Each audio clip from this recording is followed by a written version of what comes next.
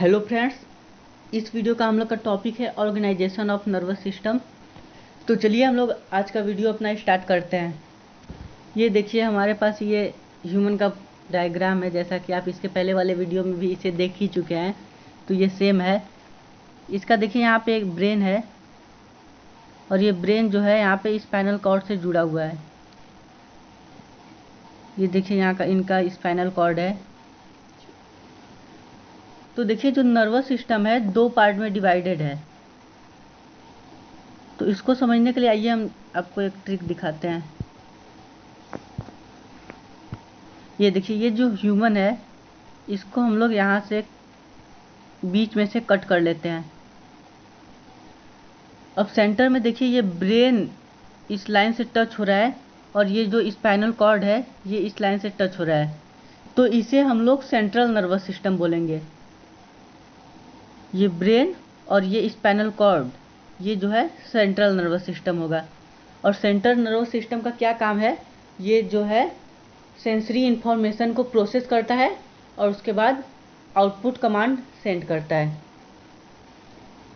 अब इसके अलावा जो भी नर्व हम लोग के बॉडी में है, जैसे कि यहाँ देखिए यहाँ से जो नर्व ऐसे जो नर्व यहाँ से स्पाइनल कॉर्ड से निकलती हैं, ये सारे नर्व जो ह्यूमन बॉडी के पेरिफेरी पे पहुँचती हैं, इन सारे नर्व को हम लोग पेरिफेरल नर्वस सिस्टम बोलेंगे।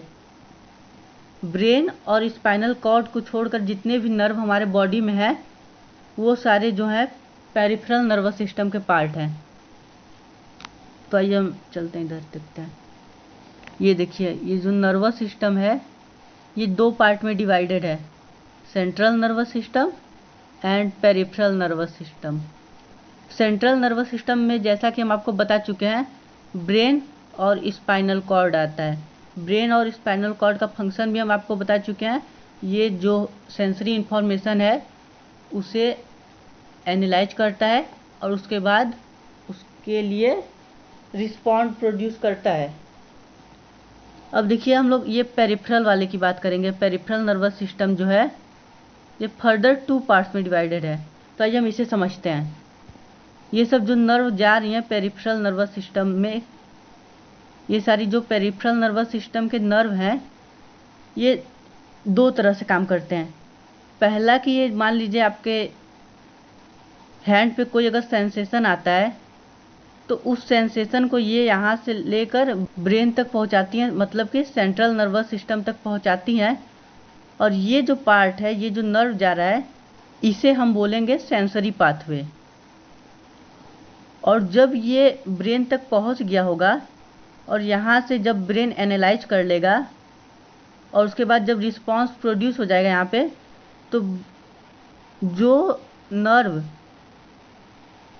मोटर कमांड लेकर किसी ऑर्गन तक पहुँचा रही होंगी उस नर्व को हम लोग बोलेंगे मोटर पाथवे या फिर मोटर न्यूरॉन।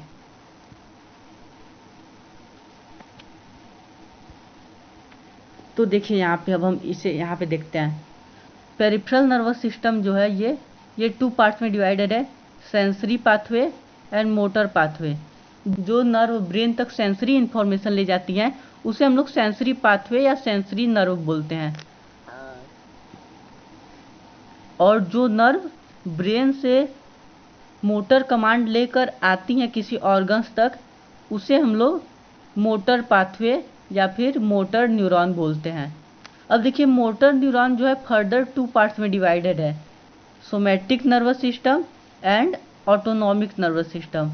मीन्स जो मोटर कमांड ये जा रहा है हमारे ऑर्गन्स तक तो वो दो जगह जा सकता है, या तो सोमैटिक नर्वस सिस्टम में जा सकता है। सोमैटिक नर्वस सिस्टम का मतलब ऐसे ऑर्गन्स जहाँ पर हमारा वॉलंटरी कंट्रोल होता है।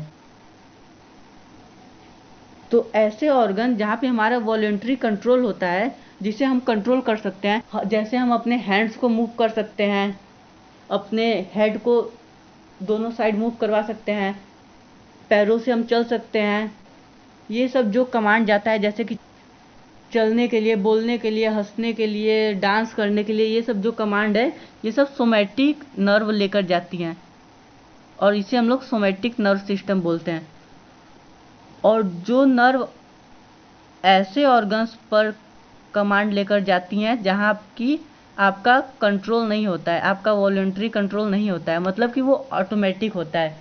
जैसे कि हम लोग का हार्ट बीट है, हार्ट को हम लोग अपने से बीट नहीं करवा सकते हैं। हम लोग के डाइजेस्टिव सिस्टम में जो पेरिस्टाल्सिस हो रहा है उसे भी हम लोग खुद से नहीं करवा सकते हैं। हम लोग का जो और भी ऑर्गन्स हैं जिसे हम खुद से नहीं कंट्रोल कर सकते हैं, उन ऑर्गन्स तक जो मोटर न्यूरॉन कमांड लेकर जाते हैं उसे हम लोग बोलते हैं ऑटोनॉमिक नर्वस सिस्टम।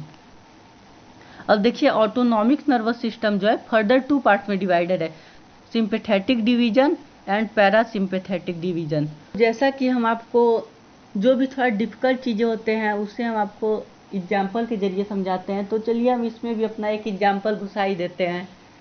तो मान लीजिए अपनी मम्मी का फेवरेट फ्लावर पॉट जो है उसे तोड़ दिया, तो उस टाइम जो मोटर कमांड आपके ऑटोनॉमिक नर्वस सिस्टम के पास जाएगा तो उस कमांड को हम लोग बोलेंगे सिंपैथेटिक डिवीजन या फिर सिंपैथेटिक कमांड।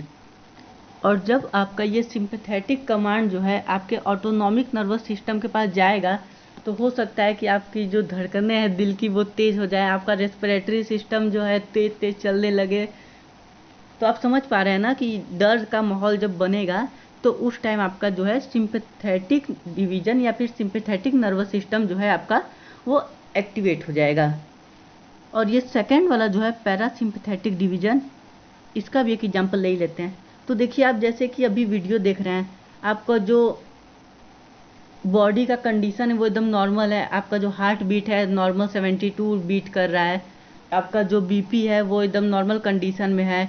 तो इस समय जो मोटर न्यूरॉन आपके ऑटोनॉमिक नर्वस सिस्टम के पास जा रहा है तो उसे हम लोग बोलेंगे पैरासिम्पैथेटिक डिवीजन या फिर पैरासिम्पैथेटिक रिस्पॉन्स।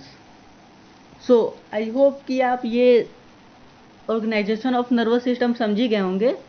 और अगर कोई प्रॉब्लम होता है, कुछ नहीं समझ में आता है तो उसे आप कमेंट में बता सकते हैं, तो आपको वहाँ पे रिप्लाई ज़रूर मिलेगा। और हम अपना नेक्स्ट टॉपिक भी बता ही देते हैं, तो हम लोग का नेक्स्ट वीडियो जो होगा न्यूरॉन्स पे होगा, नर्व सेल पे होगा। और हाँ, नोट्स की कोई प्रॉब्लम नहीं है, नोट्स जो है हम आपको डिस्क्रिप्शन में प्रोवाइड कर देंगे, उसकी बिल्कुल आप लोग टेंशन मत लीजिएगा। Thank you.